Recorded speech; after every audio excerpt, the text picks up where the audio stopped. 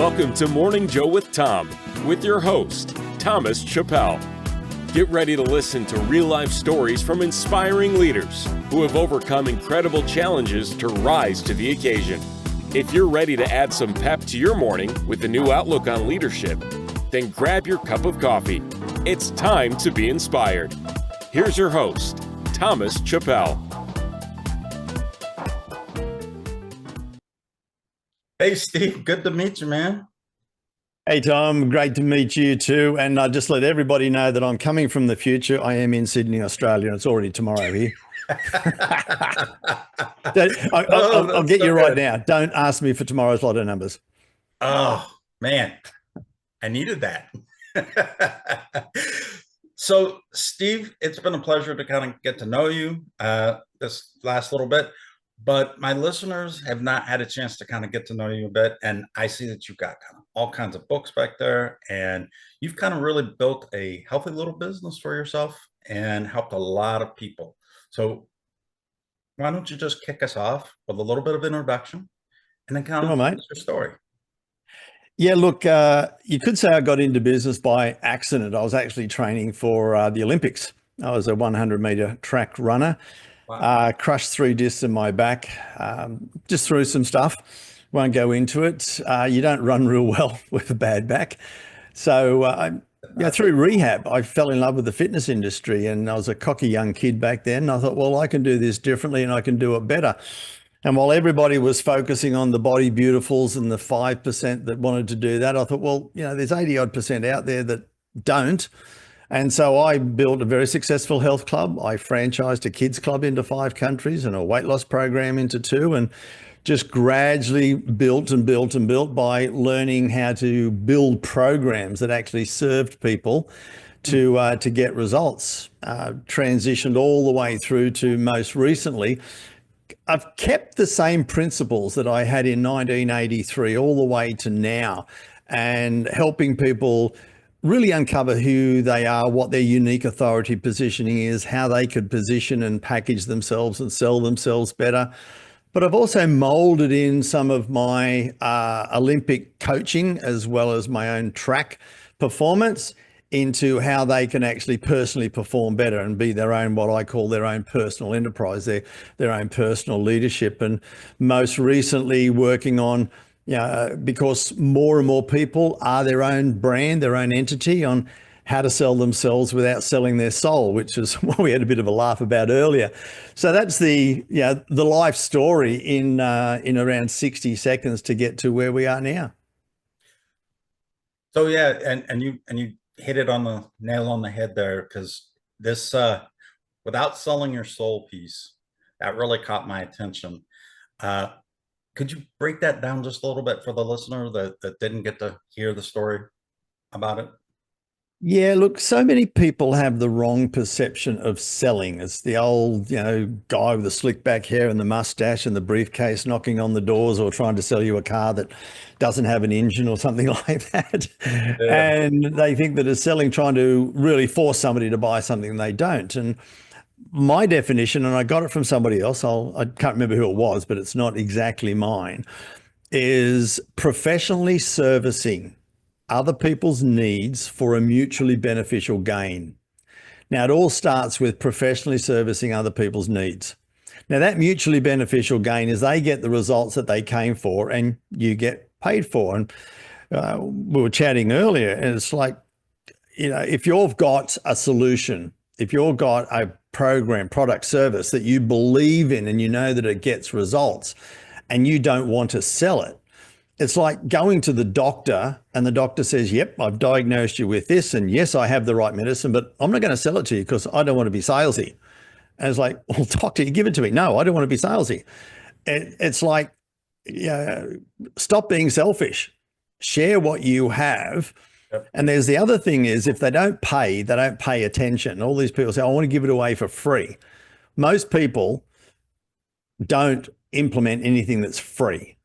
They don't value it because it's free. So when you pay attention. And so the people that say, I just want to give my stuff away, they've got it wrong. They're actually selfish. And if they don't want to sell to people or service people, then they are being selfish. And that's where they say, well, if I'm not pushing, I don't want to sell my soul. No, service people and get rewarded. That's what you should do. That's right. Absolutely. And I've carried that around. That's even actually on my business cards, you know. Uh, so I think that leaders around the world, and especially here, need to kind of hear that today, because I run across so many solopreneurs that hit this wall whenever it comes to, oh, I'm afraid that, oh, maybe I should just give it away or give it at such a discount that the other person is sitting there thinking, what benefit is this to me if he's giving it to me?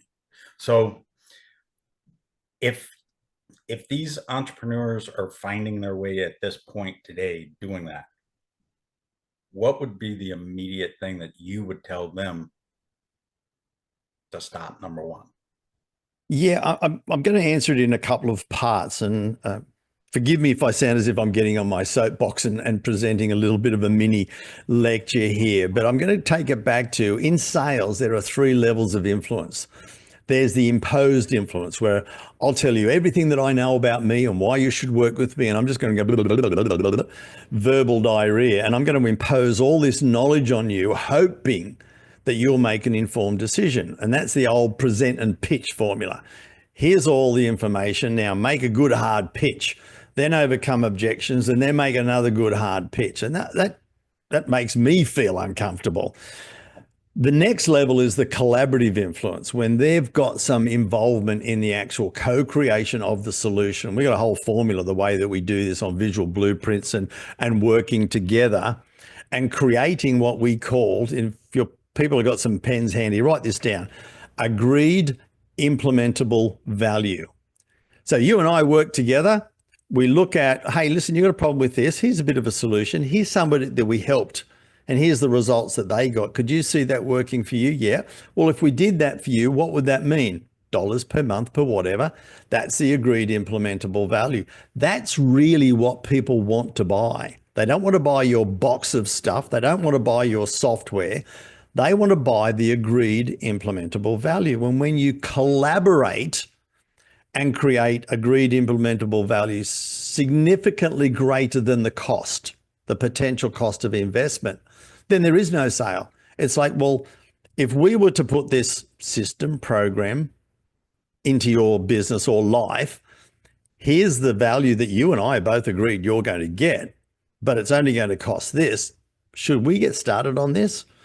And when you do the collaborative influence, and the science says when they're involved, they invest, then it's a collaborative flow into enrollment, then not a stop and pitch. And the last one is self-influence. Half the time when you're doing the right collaborative influence and they see the implementable value go significantly higher than what, he can't possibly charge me more than this. It's like, well, hurry up. How do we get started? And that's the self-influence. But most are stuck and taught in the bottom bit. Tell them all this information and then make a pitch. Wow. Yeah. Thank you for that knowledge. That was really good. So I would ask then, what kind of companies do you typically serve? Okay. I have worked with, and I have great joy, and I package some of my training to work with the solopreneurs. And one great example was a lady of ethnicity, and she was helping women that were migrating to Australia assimilate into the community. And she said, Steve, I haven't been able to sell my coaching. I've just been giving it away. And when she went through my program and we created her blueprint and showed her how to have the right conversations, that was in a different state. And by the time I flew home 2 hours later, I had a phone call. She was almost in tears. Said, Steve, I have sold my first 2 ever full price on a hand-drawn blueprint. I was like, oh my God. And then another professional salesman who was in a very competitive, high-level commercial financing for solar panels. commercial. And he said, well, it's really competitive now. What do I do? I said, well, go through the program and see if it helps you. So we went through and positioning and packaging and collaborative and did all those sorts of things. And I've got the recording. He sent me a phone message, Steve, the first time I used your system, it's amazing. I did a $500,000 per month deal over the phone. Wow. And you did a $6 million deal per year deal over the phone using the same thing. And now with some of the other things with higher level enterprises, I work as a micro sales enablement specialist, not building the bigger picture, but working on the energy flow that they have in their communication. And to give you one example of the power of that, an education company, they ran ads to appointment setters, to salespeople to sell, and said, Steve, can you help us with our sales? And I said, yeah, sure. And I had a look at what was going on, and I thought there was an energy block at the appointment setter, their KPIs. And I know a lot of your listeners would have systems like this. And their KPI was how many appointments they set.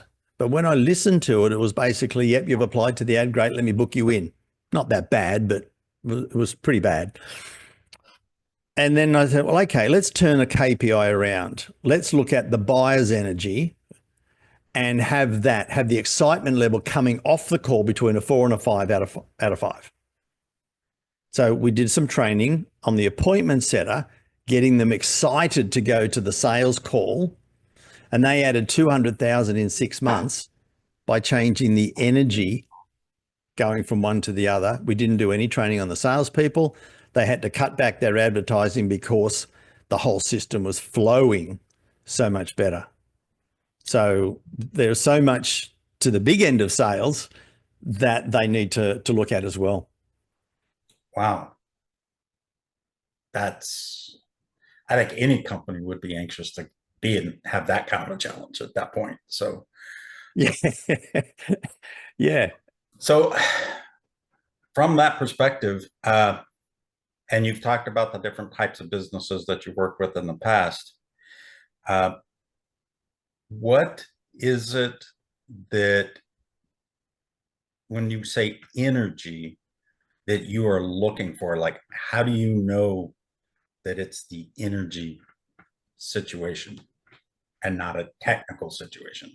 Yeah, I've actually got a back pocket. I write back pocket guides because I'm lazy. I've got 9 books that are bestsellers that are basically marketing and sales, but I wrote the full book, Flow Selling, Frequently Leveraged Outcome Wins. I'll tell you about that in a second. But I shortened it, and I'll give you the link to let your people, my gift to anybody listening to this, if they want that, get it through Tom. The energy, interesting enough, everybody that's in sales will say people buy on emotion. And they do. They buy on emotion. How will that make me feel if I buy this? And even at the CEO level, yes, I will feel my company will do this. That's great. But emotion comes from emotere, which is energy in motion. So when you have a wave of emotion going through your body, you have a chemical hormonal reaction of different energies flowing through your body. And when you know how to deliver the right energy and have the person have that great feeling, then you can have the energy flow and the client flow. So like when you're having, let's just have two people are having a sales conversation. Geez, if I reach down here, I can actually do it with the 2 magnets. People are having, like here's your magnets here. Great conversation. And then when it gets to the sales bit, the salesperson is feeling a bit, oh, I got to get yicky, I got to get salesy. The prospect is picking up the energy of that person. And no matter how hard they push, it just doesn't go together. Whereas if you've got the right energy, the prospect comes into with anticipation. It's like, wow, I can't wait to find out how this person's going to help me. And then you've got the collaboration. And as you're working through and they're seeing the agreed implementable value, thinking, wow, this is absolutely fantastic. And then all of a sudden they get close, it'll be a snap together. That's energy. And when you have the right energy in the conversation, yeah, there could be the empathy delivers energy, that I'm understanding you. When you go through the right part of the early part of the conversation, when they understand that you understand them, that's a whole new ball game of energy. It's like, finally, somebody who gets me. They've got a different energy. Through to, I'm getting on a discovery call, which actually lowers the buying energy 37%. It's like, I'm getting on discovery call because that's a cloak and dagger sales call. Yeah. The wallet's in the other room. They're sitting on their hands. It's like, do your best. Try and sell to me now. Yeah. It's like, that's a different energy coming into a call. And it's the ebbs and the flows of the energy that you take them through, whether it's your full marketing or whether it's a sales call, is to take them on an emotional journey where in the end, in their mind, they're making a logical decision that I've got to do this. And you can't just do it with logic and facts. It is the emotional flow delivered by the energy. So is it the facts? Do they kind of inhibit the energy based upon that concept? Well, I was told ages ago with one of my speaker mentors, facts tell, stories sell. We can get more emotively involved in a story. And gee, I hope your people still got their pen handy. Yeah. I've been doing a lot of work with a couple of companies over there on the real neuroscience of buying behaviors. And they've done the complete study on the order of informations, insights, questions, etc., involvement, all of those sorts of things. And I've taken that and molded some of the stuff that I was already doing. I'll take a couple of minutes to go through that, if it's okay. Absolutely. Absolutely. There's a sales framework, a conversation framework. We even use it in podcast answers. Data, narrative, quantify, confirm, DNQC. Now, data, I'm going to give you some information. And then normally what happens, I'm going to give you some more information. And then I'm going to give you some more information. And then it'll be data, data, data, data. No, give a packet of information, basically in answer to a issue that they may have. Here's how we would do this. Here's some information. That reminds me, Tom, somebody that we worked with recently just did this. They had the problem very similar to you. Here's the part of our solution that we worked on, and here's the quantifiable results that they got. Do you think that would work for you? Yes, it would. Well, that's the narrative. That's the story. And there's a careful way that you script those stories, and they could be 90 seconds, 2 minutes. If we were to do that for you, what would that mean if on a monthly basis or a time basis or emotive? It's not all about quantifiable financial. What would that mean to you personally? Well, here's what it would mean. And they would quantify to them what it would mean.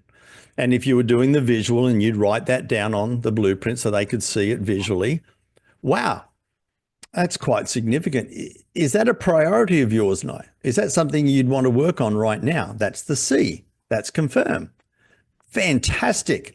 And then you just move on. If you're working around a blueprint and you'll come up to the next issue that they were talking about. Tom, you mentioned that you were having an issue with this. Yeah, tell me a little bit more about that. Great. Here's some data. Here's how we'd probably work on it. That also reminded you of another story. You always have your hero stories in your back pocket ready, whatever they needed. Yeah. Now, could you see that working for you? Yeah. If that was to do that, what would it quantify? Is that also a priority of something that you worked on? Yeah. Now, when you get to the end of it and all of these visual numbers and cues and drawings and scribble are coming up in front of them, subconsciously, they're adding it all up. They're thinking, wow, so that agreed implementable value is being embedded. You don't have to say it. And then you get to the end and say, Tom, from what you're saying, if we were to put this system, not, hey, buy me, I'm good, but if we were to put this system into your business, it looks like from your numbers, it would be a this, and you'd save this amount of time. It would probably drop this much stress. You're going to be able to get home and have dinner with your family of a night time. Mate, a quick question. Is this something that you'd rather work on sooner or later? Would you like these results implemented into your business later, or would you like them sooner? That's a pretty hard sell, isn't it? It's like, that's pretty tacky. Yeah, no, I mean, that's smooth. And they've agreed all along the way with you on it. So yeah, it's hard to come by and say, well, I've got an objection at that point, because they've agreed all along the path. So it defeats that. Yeah, can I just jump on that for a second, Tom? Sorry for butting in, buddy. No. When they've said, well, yeah, this is a priority. Yeah, they're saying all the way along. So yes, it looks like this is going to be a priority. Yeah, but I've got an issue with timing, or I've got an issue with finances right now. Because they've said yes earlier, an objection is an ability to say no, and they're saying no, potentially. It goes from an objection to an obstacle. And then you continue to collaborate. So you, instead of trying to overcome an objection, you're, hey, okay, tell me more. Let's continue the collaboration. I've got my arm around you, buddy. Let's continue the collaboration and work out how we can overcome that obstacle. And for those who don't like selling and run away from objections, eliminating objections and having an obstacle or two, they don't mind. It's like, yeah, I'm a collaborative person, and we will continue to collaborate. That's how it works. Wow.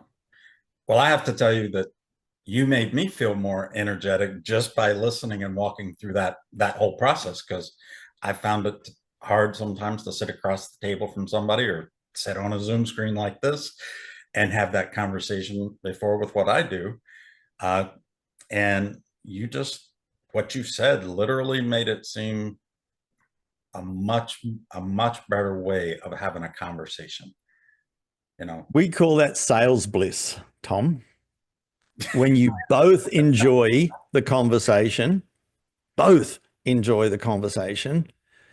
and the prospect is excited to buy. Yeah.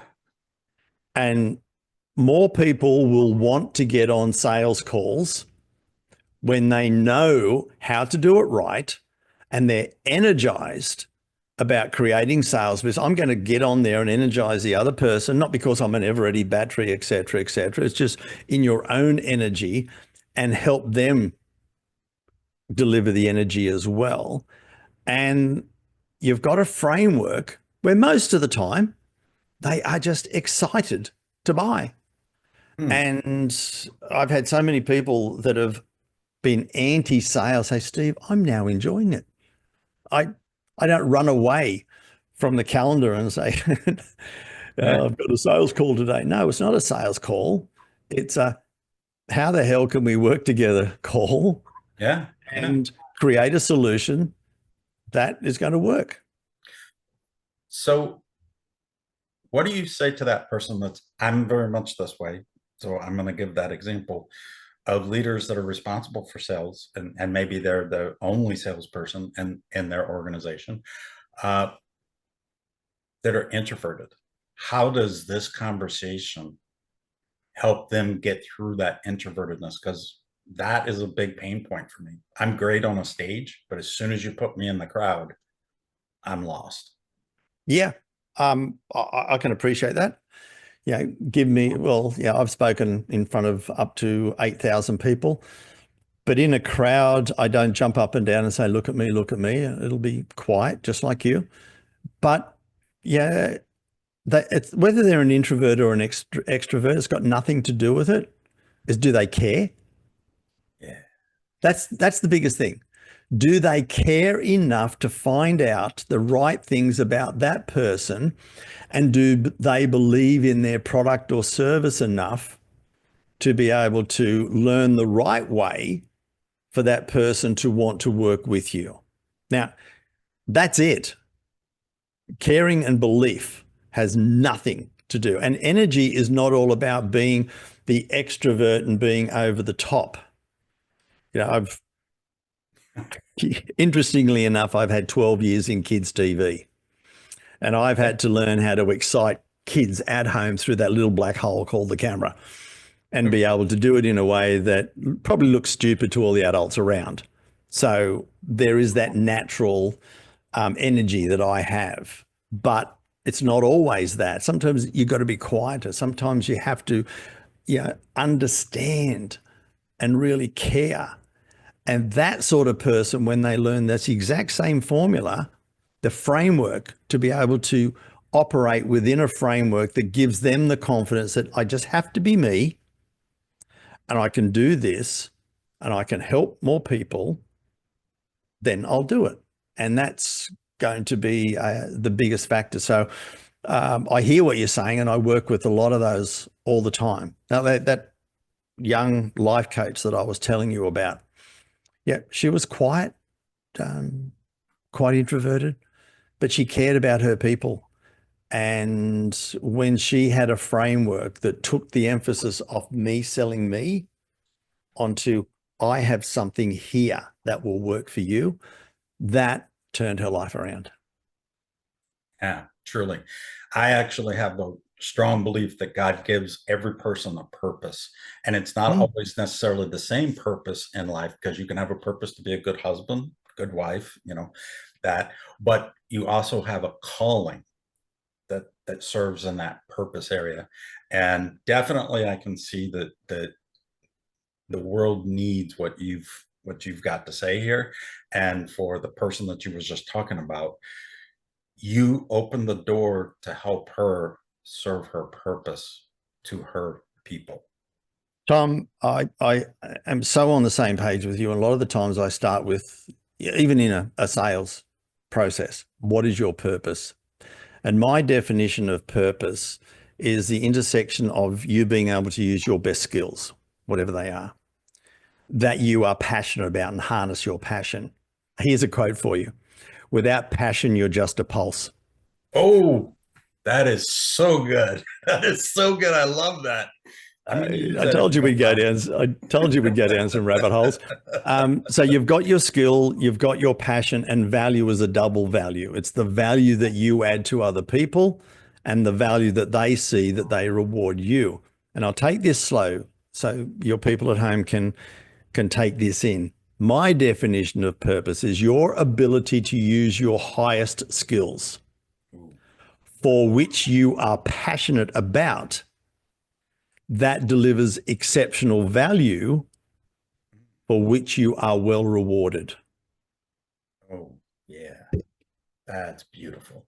And that's a purpose that everybody, my opinion, that everybody should live by. And if they do, life will be great for them and the people they work with. And the ability to use your higher skills. You want to be challenged to use your higher skills that you are passionate about, that delivers value for which you are well rewarded.